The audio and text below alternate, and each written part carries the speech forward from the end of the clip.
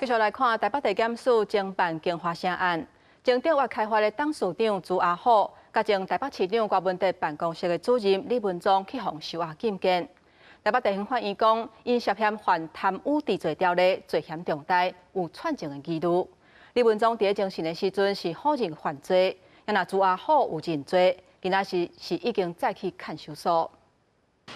金华城弊案继续向警员对张金苗自备出现重大进展。前掌握开发董事长朱阿虎甲前台北市长郭文德办公室主任李文忠分别涉嫌贪污治罪条例违背职务受贿，刑罚罪有串证支付裁定羁押禁见。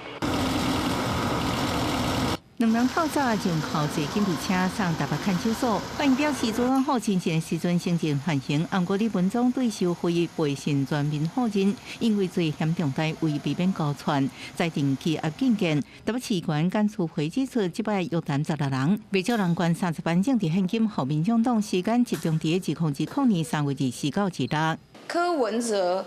交代都发局去针对金华城的陈情案。 重新送到都委会去做演绎，民众党的党库就收到大量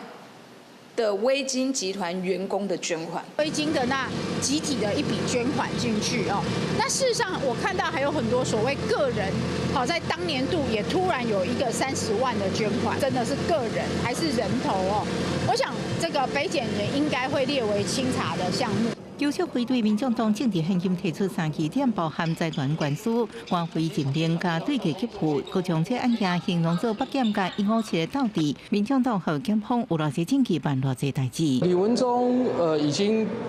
被开除了嘛？好，对，所以说这个他是前案已经不是我们的党员，北检